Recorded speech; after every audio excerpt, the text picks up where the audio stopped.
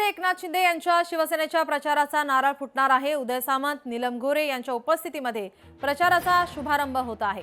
पुण्यामध्ये भाजप आणि शिवसेना ही वेगवेगळी लढत आहे। या पार्श्वभूमीवर उदय सामंत, नीलम गोरे काय बोलणार याकडे सर्वांचं लक्ष असेल।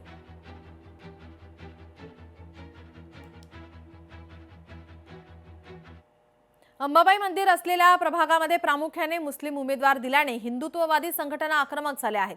ज्याच्या कपाळी नाही टिळा त्यांना मतदान टाळा असं आवाहन हिंदुत्ववादी संघटनेने केलेलं आहे। या प्रभागामध्ये भाजपाचे प्रदेशाध्यक्ष रवींद्र चव्हाण हे प्रचाराचा शुभारंभ करणार असून तिथे कमळ चिन्ह तरी आहे का असा सवाल त्यांनी करत नेमके महायुतीला या प्रभागात काय साध्य करायचे आहे असा सवाल त्यांनी करत या प्रभागातील उमेदवारांवर जातीयवादाचे आरोप केले। त्यामुळे कोल्हापुरात जातीय राजकारण तापलं आहे।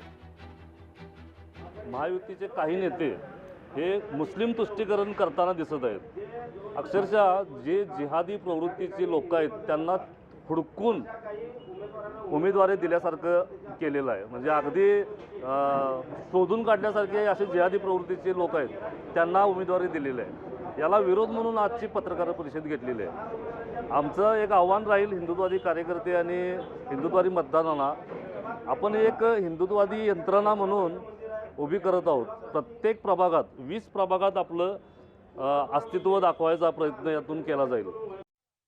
वर्धा जिल्ह्यातील हिंगणघाट येथील येनोरा रोडवरती असलेल्या जलाराम जिनिंग कारखान्यामध्ये आज सकाळी 10 वाजताच्या सुमारास भीषण आग लागली होती। ही आग सरकी आणि बारदाने साठवून ठेवलेल्या गोदामात लागल्याची माहिती। आगीमध्ये मोठ्या प्रमाणात साहित्य जळून खाक झाले। आगीमध्ये जिनिंग मालकाचे मोठ्या प्रमाणात नुकसान झालेले आहे। घटनेची माहिती मिळताच अग्निशमन दलाने दाखल होत आगीवर नियंत्रण मिळवलं आहे। सुदैवाने या घटनेत कोणतीही जीवितहानी झाली नसल्याची माहिती आहे। आग लागल्याचे कारण अद्याप अस्पष्ट आहे।